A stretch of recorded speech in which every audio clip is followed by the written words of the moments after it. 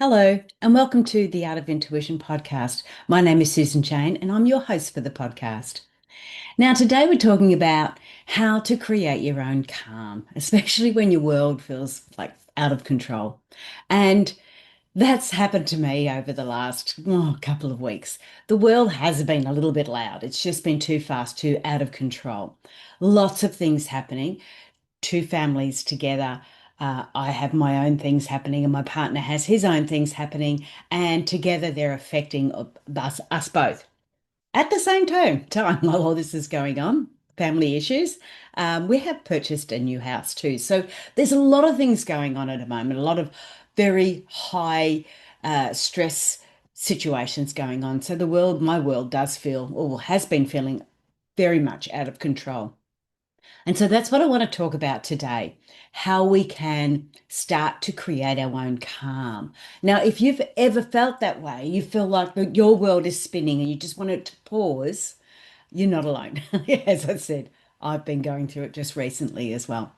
Now, this is really designed for those sensitive and intuitive women, especially those who feel like their bodies they feel the intuitive messages coming through the physical sensation. Your class is a healer, and if you want to get a bit more understanding on that, how you receive your intuitive messages, jump onto the website intuitivenature.com.au and have a look at the free quiz. That'll help you understand what's your strongest intuitive nature, how you are feeling those messages. So this one's really designed for the physical intuitive.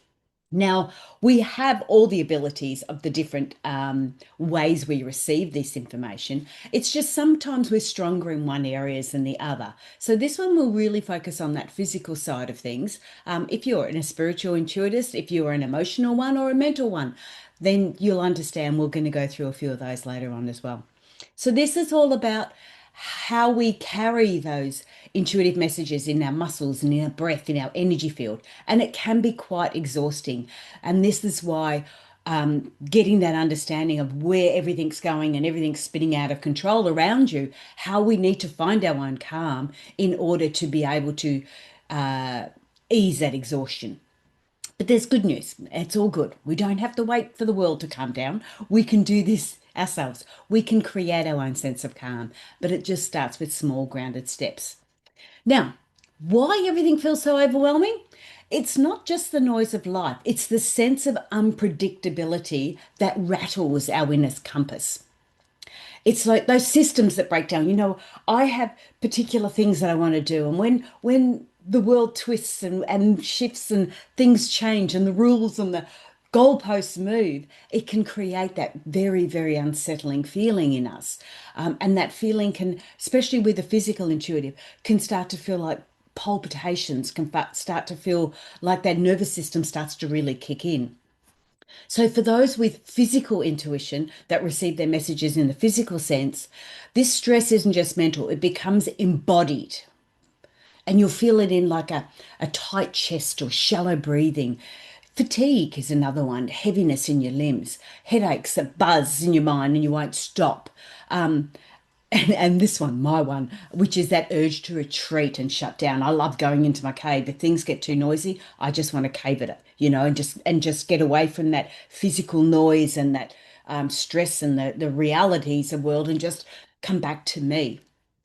Now, this is all normal. This is your body trying to react, trying to keep you safe.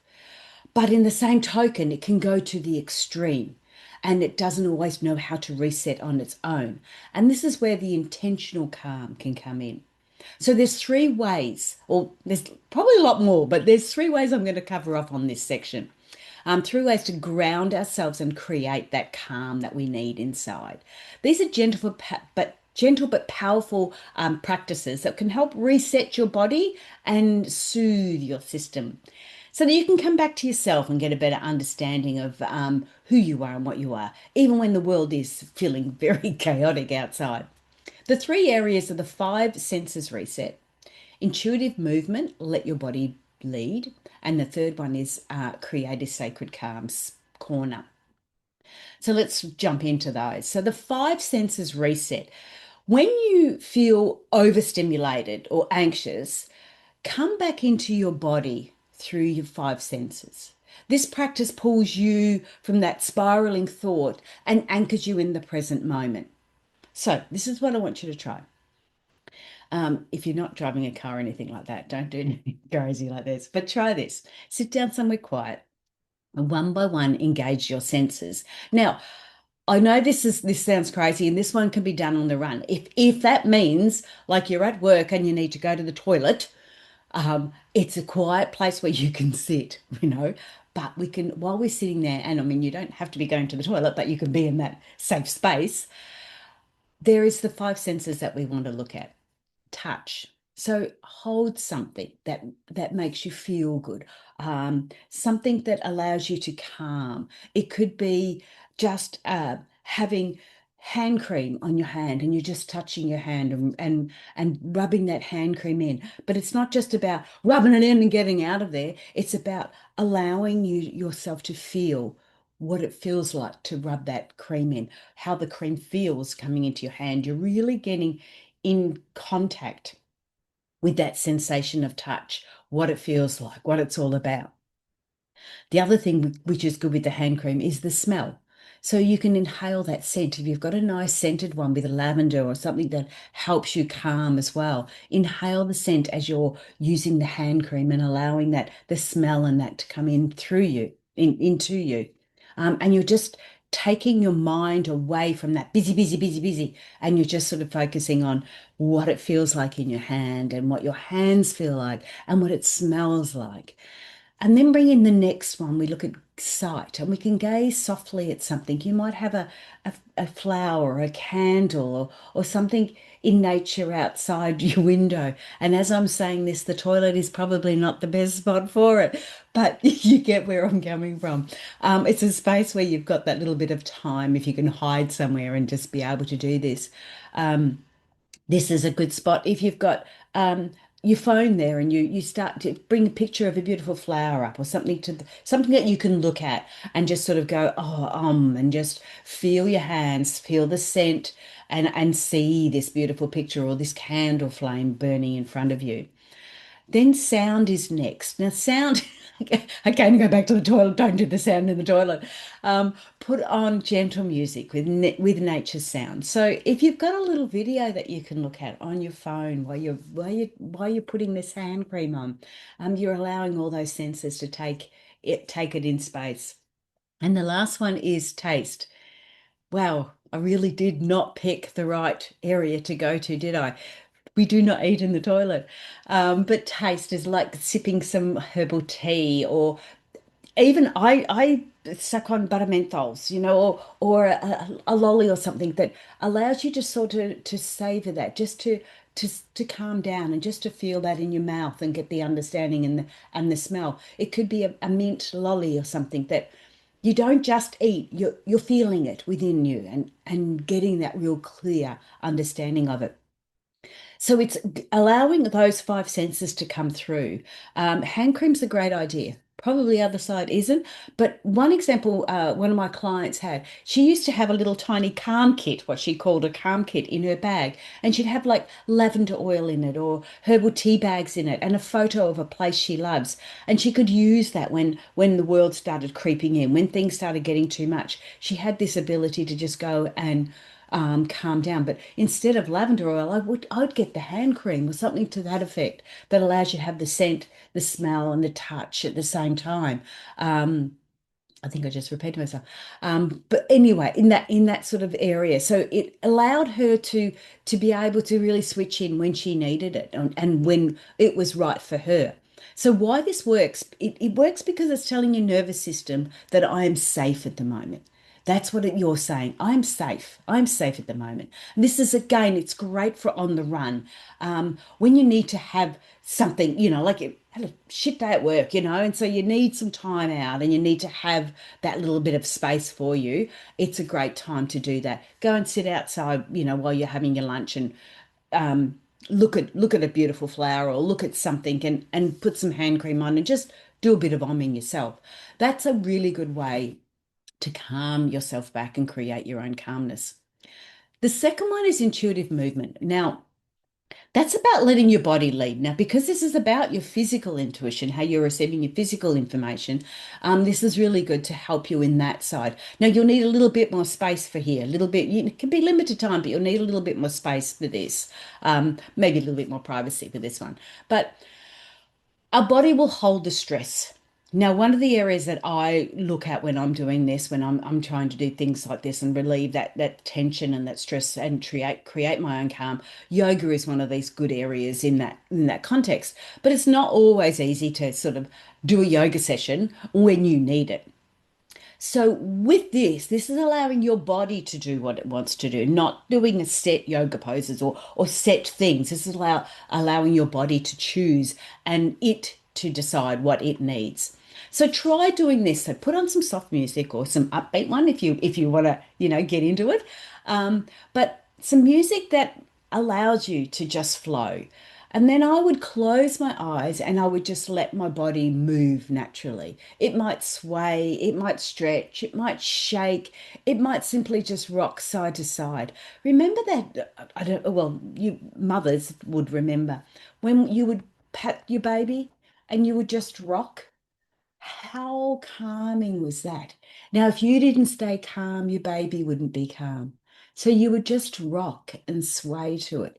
That's the sort of thing we're talking about. This is about creating your own, even if you're doing what I'm doing now and just patting yourself on the chest like you would do on with the baby being held. You're just allowing yourself rocking backwards and forwards to find that calm. And you focus on the sensations, not the performance. You just let go of the performance. It's not what it's about. But if you just want to move, it's just about moving and allowing your body just to free up some of that hold the tension that you've held on to, that held on tension. Yeah. So, really good, especially after a stressful day. If you want to just even lay on the floor and let the music play and just stretch, just open your chest up and breathe deeply. Just allow your body to move and twist and just be how it wants to be. Now, this really works because it helps you get rid of some of the stuck energy on there. It reconnects with your physical intuition. And this is perfect when you have got limited time and space to be able to feel that calm. So you've come in from work, if you can lock everyone out, lock all the kids out, find your own little space. It's not always easy. But even in the car, before you actually get home, park around the corner, put some music on, just sit in the car and allow that movement to come forth with you. And I know you can't do a lot of movement while you're in the car, but it can also help you separate between work and home and allow you to walk into your home and greet your family in a better headspace, in a better physical body space too. So that's really good in that side of it. The third one again is create your sacred calm corner. Now, this was one of my favorites. I did this one when I was first learning, when I first started doing my life coaching course, which was back in the 90s, a long time ago. This would help me with my meditation, and this was my sacred calm corner. Now, I didn't have a corner, I didn't have a space, a big space. I just had the master bedroom, and I was away from the door, so I put my cushion under the master bed, under the bed, and I could put my own little bits and pieces there. This is trying to find your own little space within your life. Now, some people might find it's better to have their own space at work. Some might find it better at home. Some might find it better, you know, hidden in the garage. It doesn't matter where it is. It's where you can access it and where you can have it and go to it when you need to go to it. Um, in this little calm space, it can have your visual reminders of the peace that lives within you. You can have a little quiet nook in the corner. You can bring elements to it. I had my big square cushion that I did my meditation on. I could have a candle if I wanted a candle going, some crystals around there. There was this softness about this area. And the strange thing was, like I said, all it really was, when I look at it, was a big square cushion that I had bits and pieces on that I drag out from under the bed that I sat and did a meditation on. But it was my space. No one else used it. No one else knew it was there, basically. It was my space. And every time I went to that space, it allowed me to just go into an instant calm. Now, again, this doesn't happen straight away. It happens over a regular period of time. So I set myself a time frame of when I wanted to be in my space. So my kids were teenagers then. They were at school. I knew they'd finish school at 3 o'clock, whatever it was. They'd be on the bus for an hour before they got home. So I had this space that I would go from anywhere between 3 to 4 before they got home, that I could just do what have be in my space. So it started off as 5 minutes for the first week. I'd just sit there for 5 minutes. I couldn't meditate, so I had a lot of trouble doing that. I just sit there for 5 minutes. The next week, I sat there for 10 minutes and I just sat there. It's like not doing anything, not thinking about the washing, not thinking about anything. I'm just going to sit there. And what I started doing is I got myself a little oil, a little meditation oil. Now, remember we talked about the five senses before? I would put this oil on only when I sat down in my space. So every time I put that oil on, it didn't make me, I shouldn't say, every time I put the oil on, it reminded me that I'm sitting. I'm stopping. I'm not thinking. I'm just sitting. And so the smell of this oil would give me one sort of area. When I'd pull my cushion out, that was another physical reminder. This is my space. When I'd get the crystals out, if I wanted to stare into the crystals or light a candle, this was my space. It became my space. And so every time then, when I decided after about a month, when I was due to go into my space, I could get into that calm, relaxed position instantly, instantaneously. It was really on call, it was. And I could do it then out of the set hours I had. So it's all about this building this habit of when I'm there, this is what I do. I do nothing. I've got the scent, I've got the visuals, I've got this all happening with me. So it allowed me to go into a space. A woman, one of my clients there, she created a flower altar in her bedroom, and she had blooms from the garden and a framed quote saying, "I'm grounded, I'm safe," and a bowl of flower essence cards, and it became her sanctuary because she was right into the flowers. That became her area. So these are daily rituals. This is how it works, is because it anchors you into those daily rituals and reminds your body and your spirit that you're at peace and you're calm. So this is the most important area when you will need those regular check-ins and to create that instant calm. So I love that idea. I don't do it so much anymore, but I really needed that to teach me how to do the meditation. And now I can naturally meditate quite easily and I don't need to have all that. But it was a really, really good way of getting there. And I did that for a couple of years. It was really nice. So there are three areas that you can look at, three areas to help you. The senses reset, intuitive movement to let your body release, and then your sacred calm corner. So you've got those five areas to look at. So if your energy is starting to feel a little bit uncertain and you sort of feel like you've got no control, you still do have the power. You do have the power to hold that energy and create that peace within you, that calm that doesn't always, feel calm when the world's sort of, moving around. One of the areas when I was learning to do the meditation was you can meditate. You could meditate inside a cyclone. And of course, we don't mean that literally because that would be dangerous, naturally. But if the world's spinning around like a cyclone around you or like a hurricane around you, you should be able to sit there and be able to create your own calm. That's when you know you're doing meditation right, when you can sit there and let go of all the rest. Of course, naturally, once you walk away from that meditation, then the world hits you all again, but it gives you that time out, that space. And your body is this intuitive vessel. It'll be taking in information all the time. So you need to give it a break. You need to give that area a rest as well. So if this speaks to you, if this helps you on your bigger journey, jump onto the website, intuitivenature.com.au. It's an Australian business. Take the free quiz and discover what your strongest intuitive nature is, whether it's physical, whether it's emotional, whether it's mental, or whether it's spiritual. Again, we have aspects of all of them, but some of them are stronger than others, and sometimes they come out at different times. So I hope you enjoyed the show.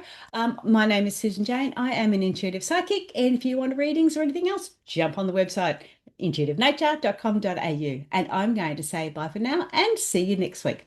Bye.